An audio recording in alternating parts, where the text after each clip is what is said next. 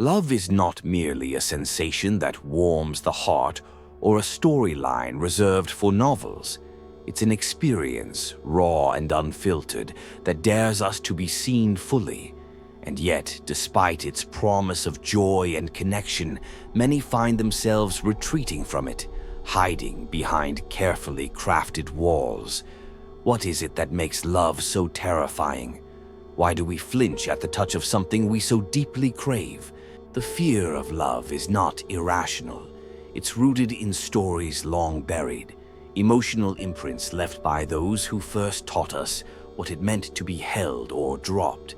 Sometimes, even when love stands patiently before us, we shiver not from coldness, but from memory. This video unravels the hidden wounds that shape our resistance to intimacy, explores the psychological patterns beneath our detachment, and asks, are we truly afraid of love or afraid of what it demands of us? 1. The paradox of desire and defense. You want love, not just the romanticized image of it, but the deep anchoring kind, the kind that looks you in the eye and stays. Yet, strangely, when love approaches, you flinch. You become skeptical, guarded, even distant. Why is that? This paradox is not a flaw in your character, but a function of your emotional history. The very moment you sense emotional closeness, an invisible alarm goes off. You begin to question their intentions, measure their commitment with precision, and analyze every detail with surgical care. But none of this is love. It's fear dressed in vigilance. Psychologists refer to this tension as a form of emotional incongruence, when what you want consciously collides with what you fear unconsciously. And often the root of this fear lies in your early experiences. If, as a child, affection came with conditions, love felt unpredictable, or connection was laced with guilt or rejection, your nervous system began to encode intimacy as something dangerous. Now, as an adult, you may find yourself sending mixed signals, pursuing love, yet pushing it away when it gets too real. You might notice yourself nitpicking, withdrawing after closeness, or romanticizing independence to avoid aliens. And while these behaviors may appear rational on the surface, underneath they are protective adaptations from a time when vulnerability equaled threat. But these protections are costly. You might have been so busy protecting yourself from rejection that you've also blocked yourself from receiving care. Your relationships become a cycle of hope and hesitation. You long to feel held, but brace for abandonment even before it happens. This doesn't mean you're broken. It means you adapted to survive emotionally. But now, those same defenses keep love just out of reach. To heal, you must first understand love is not the enemy. Your fear is not your fault, but continuing to let that fear guide your relationships. That is a choice, and one you can begin to shift, because love, when it arrives, won't always come in soft forms. Sometimes it will look like conflict, compromise, or emotional growth. Sometimes it will challenge you to leave your hiding place, and that's not a threat, that's the invitation. 2. The echoes of attachment. Before you learn to speak, you learn to connect, or to protect yourself from connection. The way your caregivers responded to your needs carved a template into your psyche, one that continues to influence your emotional life, often without your awareness. Attachment theory explains that early relational experiences become internalized expectations for future intimacy. Were your emotions met with attunement or dismissal? Did comfort come easily, or was it something you had to earn? These questions matter because they shape your instinctive reactions in adult relationships. If your earliest bonds were inconsistent or conditional, you may now unconsciously expect abandonment, betrayal, or emotional unavailability. This doesn't mean you consciously believe all partners are untrustworthy. It means your emotional brain reacts as if closeness is unsafe. You may notice that you pull away when someone gets too close, not because you don't care, but because it activates old fears of engulfment or loss. Or you may cling, seeking constant reassurance, terrified that even a momentary distance means permanent rejection. But attachment isn't just about behavior, it's also about belief. You may carry a deep, unspoken conviction that love must be earned, that you are too much or not enough, that people eventually leave. These beliefs aren't facts, they're the emotional residue of your past. The echo of your childhood is not your destiny, but it is your starting point. Recognizing your attachment pattern is not about blaming your parents, it's about reclaiming your narrative. The truth is, your longing for love is valid, but the strategy you've used to protect yourself from pain may be the very thing keeping you from the connection you seek. To move forward, you must allow the past to inform you without defining you.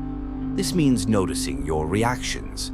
When you panic at a delayed text, when you interpret silence as rejection, when you expect withdrawal in moments of vulnerability, and asking, is this about now or about then? Healing doesn't mean eliminating your fears. It means learning to hold them with compassion while moving toward love anyway. Because secure attachment isn't about finding the perfect partner. It's about becoming someone who can tolerate the risks of intimacy without abandoning themselves. Love isn't just something you receive, it's something you learn how to stay present with. 3. The mask of control. Love asks for surrender. Not in the sense of submission, but in the willingness to be seen, known, and affected by another. For those who have grown up in emotionally unstable or chaotic environments, this very idea can feel unbearable. And so control becomes the armor. Control shows up subtly, in the need to always define the pace of the relationship, in the resistance to spontaneity, or in the constant calculation of emotional risks. On the surface, it looks like self-possession. Beneath it, it's fear of emotional chaos. The paradox is this: the more you try to manage love, the less space you leave for it to breathe. Real intimacy doesn't grow in rigid conditions. It thrives in presence, not perfection. But when you're scared of being hurt, of being left behind, or of losing yourself, you begin to equate openness with danger. Perhaps you've experienced moments when everything felt too good and your mind raced to find the flaw. Or maybe you subtly distanced yourself just when things got close. An unanswered text, a sudden critique, a need for space that came without clear reason. These aren't signs that something is wrong with the other person. They're signs that your fear is working overtime. Control isn't love. It's a reaction to unresolved vulnerability, and often it's a way of preserving the illusion of safety. But emotional safety doesn't come from control. It comes from trust. Trust in the other, yes, but more importantly, trust in yourself to be able to navigate closeness without losing your sense of self. Letting go of control doesn't mean becoming reckless. It means becoming real. Love isn't a formula to master, it's a presence to meet. And the more you allow yourself to be in it without scripts or strategies, the more you begin to experience its truth. That love, when chosen with care, has the power not to destroy you, but to restore you. And it is in this restoration that your deepest growth lies. Control may have once been your lifeline, but it cannot nourish you in the ways intimacy can. Love demands a level of vulnerability that can feel like chaos to the guarded heart.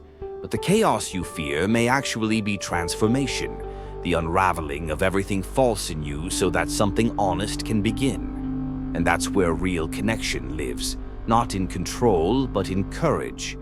4. The mirror of criticism. It begins innocently, a sigh at the way they chew, a quiet judgment about the way they speak to a stranger.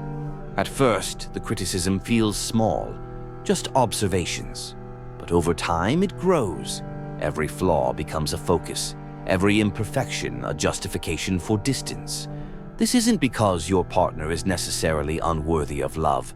It's because somewhere along the line, criticism became a defense mechanism. It's far easier to focus on what's wrong with than to confront the vulnerable truth of your own fears. Psychologically, this is known as projection.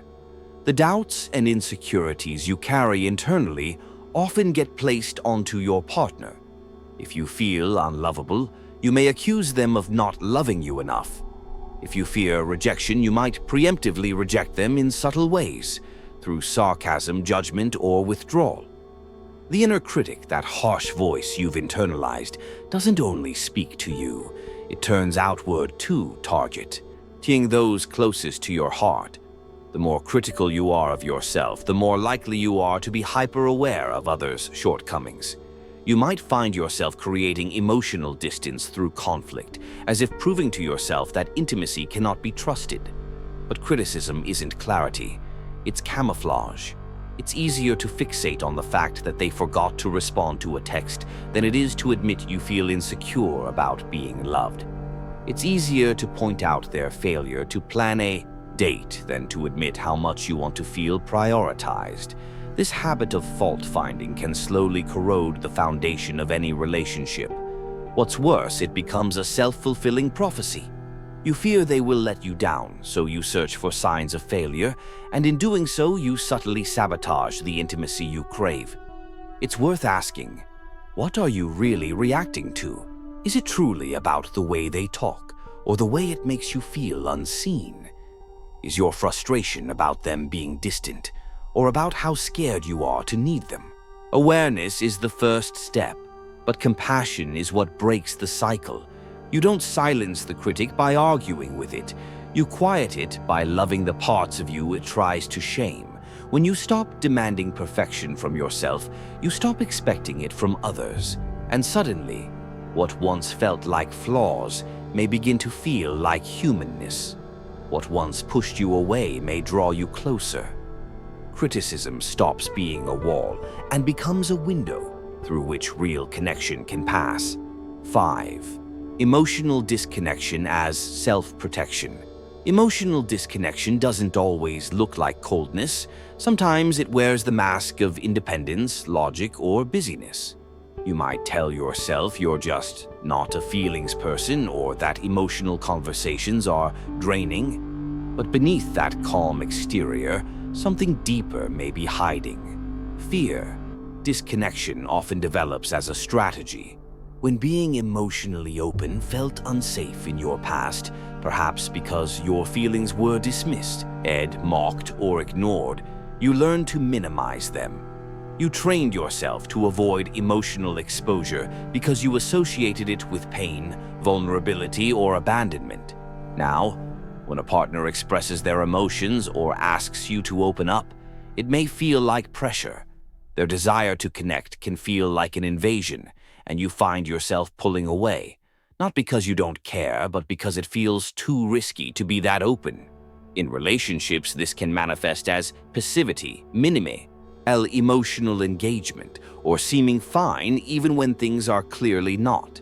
You might listen to your partner's stories without really being present. You may nod along, offer solutions instead of empathy, or even change the subject when the feelings get too intense. But love requires presence, not just physical presence, but emotional availability.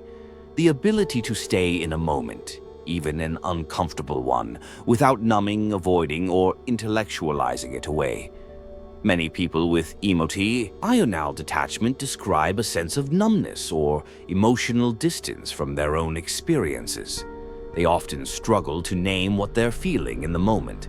That's not a character flaw, it's a symptom of emotional armoring, one built for protection, not connection. However, protection always has a price. The same walls that keep hurt out also keep intimacy away. You might avoid conflict, but you also miss out on closeness. You stay safe, but you also stay alone, even in a relations. To begin reconnecting, you must first practice tuning inward. Ask yourself regularly, what am I feeling right now? What do I need? And can I share this? Not to fix or control, but just to be seen. This kind of emotional honesty may feel foreign at first. It may even feel dangerous.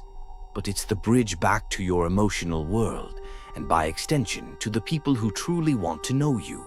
Because at the heart of every loving relationship is this question: can I be myself with you? And that starts with your willingness to be yourself, first with yourself, and then bravely with someone else.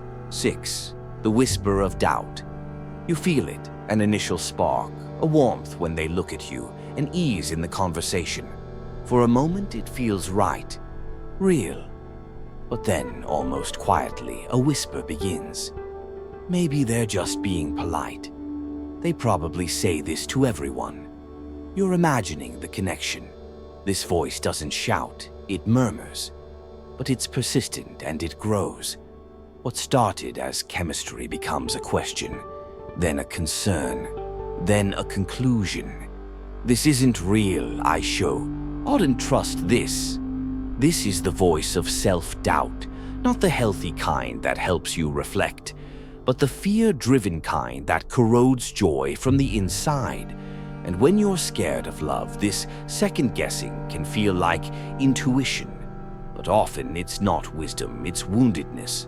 Psychologists call this hypervigilance in attachment, an overactive emotional radar developed from early experiences where love felt inconsistent or unsafe. If you learned that love could disappear without warning, you might have trained yourself to anticipate the loss before it happens. This is what second-guessing is: emotional preemption. It's trying to leave before you're left. It's ending the story before it can hurt you. But in doing so, you write yourself out of connection. Doubt becomes a shield. You analyze texts too carefully. You interpret neutral behaviors as rejection. You question whether your joy is real or just temporary. You assume the worst, not because it's true, but because expecting the worst feels safer than hoping for the best. The tragedy is that second-guessing feels like protection, but acts like sabotage. You might start arguments over imagined slights, or withdraw to avoid the imagined pain of loss. In trying to avoid disappointment, you create it. The solution is not to banish doubt, because all humans experience it. The key is learning how to discern between your fear and your intuition. One is rooted in past pain, the other in present truth. Begin by noticing, when does the voice of doubt appear? What precedes it? Closeness, joy, hope. If so, the doubt may not be signaling danger, but defending against vulnerability. You don't need to silence this voice, but you can learn not to obey it. Respond gently. Thank you for trying to protect me, but this isn't then. This is now. And now you are different. Now you have more awareness, more tools, more choice. You can learn to stay, to question your questions, to give love the chance it deserves, not because it guarantees no pain, but because it also holds the promise of something you've longed for, to be truly seen and not abandoned. E7. The secret self. There's a version of you that your partner sees, kind, composed, reliable. And then there's the part you don't often show. The anxiety that spikes when you feel unseen, the shame of needing reassurance, the resentment that simmers when your needs go unmet. This hidden self isn't a deception, it's a defense. For many people, especially those afraid of love, hiding parts of themselves is a survival habit. When emotional needs weren't met in the past, you may have learned to minimize them. You decided it was safer to silence yourself than to risk being shamed or dismissed. Now, in adult relationships, this learned secrecy creates distance. You avoid vulnerability not because you don't want to connect, but because you're afraid the truth of you is too much or not enough. So instead of asking for what you need, you drop subtle hints. Instead of saying you're hurt, you grow quiet. Instead of explaining your boundaries, you withdraw and ally. All the while, you hope your partner will read between the lines. But love doesn't thrive in ambiguity. It grows in clarity. And when your needs remain unspoken, your partner cannot meet them, no matter how much they love you. You may fear that expressing too much will drive them away. But ironically, what pushes people away more often is emotional opacity. Relationships lose intimacy when one person feels like they can't truly know the other. The truth is, vulnerability is not weakness. It's relational honesty. It's saying, "Here I am with all my contradictions. Can you stay?"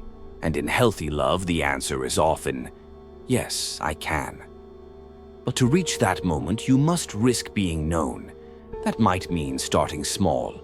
When you don't respond to my message, I feel uncertain, not because of you, but because of old fears. Or, I've learned to be quiet about what I need, but I'm trying to be more honest with you. These admissions don't make you needy. They make you human. And they open the door to deeper connection, one where both partners feel safe enough to stop performing and start relating. Relationships are not sustained by the masks we wear, but by the courage to take them off. The self you hide is likely the very part that longs to be loved most. Let it step forward, even just a little. Because real intimacy doesn't happen when everything is polished. It happens when someone sees your truth and chooses to stay anyway. To be afraid of love is to be deeply human. We fear what can break us, even if it's the same thing that can heal us. Love exposes us. It demands vulnerability, presence, and the courage to let go of the past. But avoidance only deepens the ache we pretend not to feel.